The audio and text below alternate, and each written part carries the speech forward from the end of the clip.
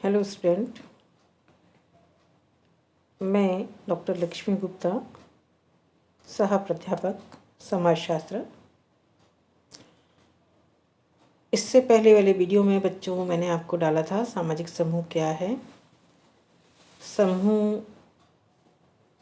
की विशेषताएं, समूह कितने प्रकार के होते हैं और इसके अंतर्गत प्राथमिक समूह की अपनी क्या क्या विशेषताएं देखने को मिलती हैं। आज हमारे अध्ययन का विषय रहेगा सामाजिक संरचना। सामान्य अर्थ में अगर हम संरचना को समझते हैं तो यह कहा जा सकता है कि संरचना छोटे छोटे इकाई या तत्व से मिलकर बनी हुई वह एक संपूर्ण इकाई होती है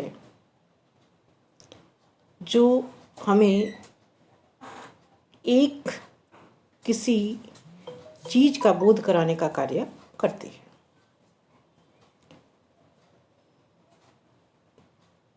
जिस प्रकार मकान का निर्माण ईंट से, सीमेंट से, बजरी से होता है, मिलकर होता है, और ये सब इकाइयाँ या ये सब चीज़ें एक क्रमबद्ध तौर पर आपस में जुड़ती हैं और जिसका जो स्थान होता है वो वहाँ पर लगा रहता है, तो हमें एक मकान की स्ट्रक्चर देखने को या संरचना देखने को मिलती है।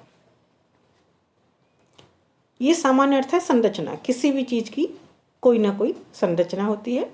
मानव शरीर की संरचना है, चाहे भौतिक हो चाहे अभौतिक हो, सबकी अपनी कोई ना कोई संरचना देखने को मिलती है। जैसे मैंने कहा, संरचना का निर्माण छोटे छोटे इकाई या तत्वों से होता है। जब ये तत्व क्रमबद्ध तौर पर जुड़ जाते हैं तो वह किसी संरचना का निर्माण कर सकते हैं। हमारे अपने सिलेबस में है सामाजिक संरचना। सामाजिक संरचना यानी समाज का निर्माण बहुत छोटे छोटे इकाई या तत्वों से होता है। जब ये तत्व क्रमबद्ध तौर पर, व्यवस्थित तौर पर जुड़ते हैं तो सामाजिक संरचना का निर्माण होता है। सामाजिक संरचना एक जटिल संग्रह है जिसमें अनेक इकाइयां एक दूसरे से अर्थपूर्ण रूप से जुड़ी होती हैं। यानी इकाइयां एक क्रमबद्ध तौर पर जुड़ी होनी चाहिए। सामाजिक संरचना की लघु और बृहत इकाइयों में जैसे पद, भूमिका, समूह, संस्थाएं, एजेंसियां, प्रतिमान, सामाजिक संबंधों से निर्मित एक जटिल और क्रमबद्ध अमूर्त संग्रह होता है। मैकाइवर ने इसे परिभाषित करते हुए लिखा है, समूह का निर्माण विभिन्न तरीकों के संयुक्त रूप से सामाजिक संरचना के जटिल प्रतिमान का निर्माण करते हैं। इस संरचना को परिभाषित करते हुए पार्सन्स ने लिखा है, सामाजिक संरचना परस्पर संबंधित संस्थाओं, एजेंसियों और सामाजिक प्रतिमान तथा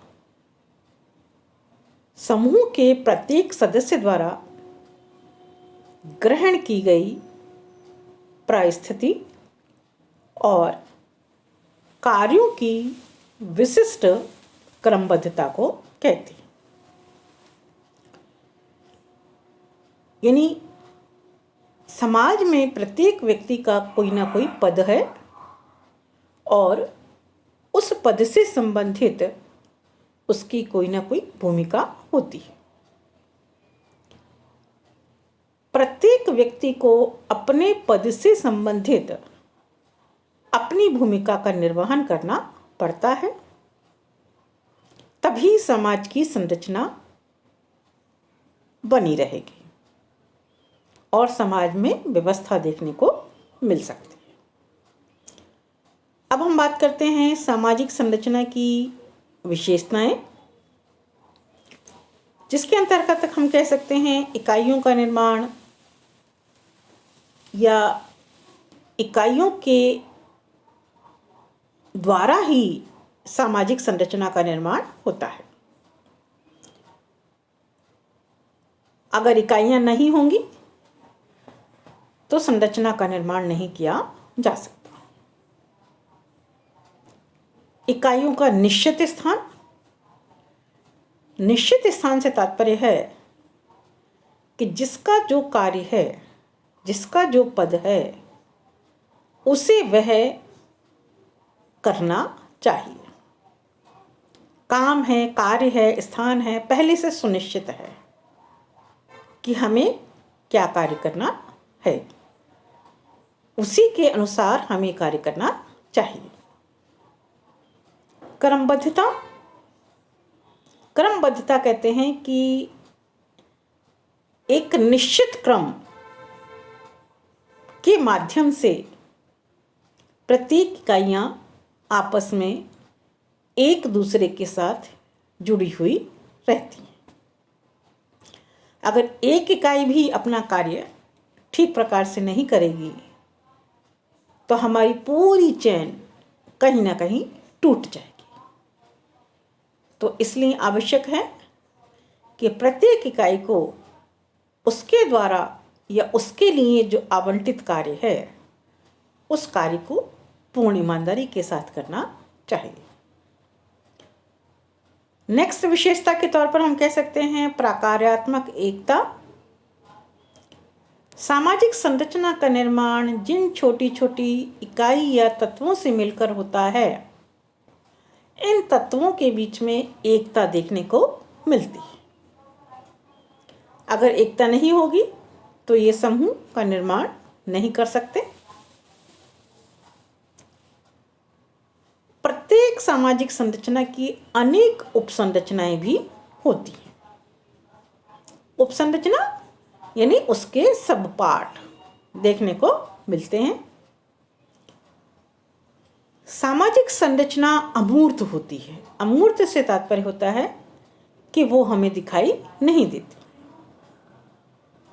जिस प्रकार समाज का निर्माण छोटी छोटी इकाई तत्वों से होता है और उन तत्वों के बीच क्रमबद्धता का होना अत्यंत आवश्यक है।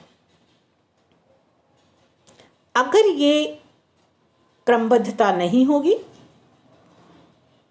तो हम समाज का निर्माण नहीं कर सकते। और इस क्रमबद्धता के तौर पर हम कह सकते हैं सामाजिक संबंध, जैसे माता पुत्री का संबंध, पिता पुत्र का संबंध, भाई भाई का संबंध, बहन बहन का संबंध, जितने भी हमारे रिलेशन हैं, नातेदार हैं, रिश्तेदार हैं, उनके साथ जो हमारे संबंध हैं, वो संबंध हमें दिखाई नहीं देते। इसी प्रकार समाज की जितनी भी छोटी छोटी इकाइयां हैं, तत्व हैं, उपसंरचनाएं हैं, उनके बीच में जो संबंध होते हैं वो संबंध अमूर्त होते हैं, हमें दिखाई नहीं देते। नेक्स्ट अगर हम बात करते हैं, सामाजिक संरचना स्थिर होते हुए भी गतिशील और परिवर्तनशील है।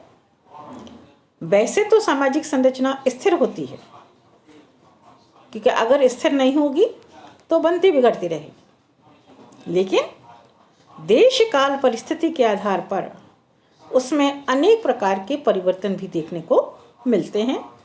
जैसी आवश्यकता होती है उसके अनुसार उसमें परिवर्तन होते रहते हैं।